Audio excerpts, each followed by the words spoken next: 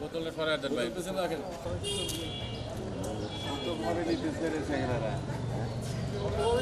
এবার কিন্তু টিভি দেখাবো ভাই ভালো করে দাঁড়ান যান দাঁড়ান হ্যাঁ অবশ্যই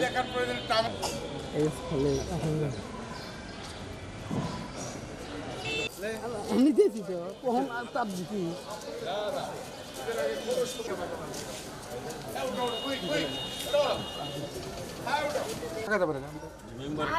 আরে বাবা দূরে যান এখানে থাকা যাবে না ওসি সাহেব আইতেছে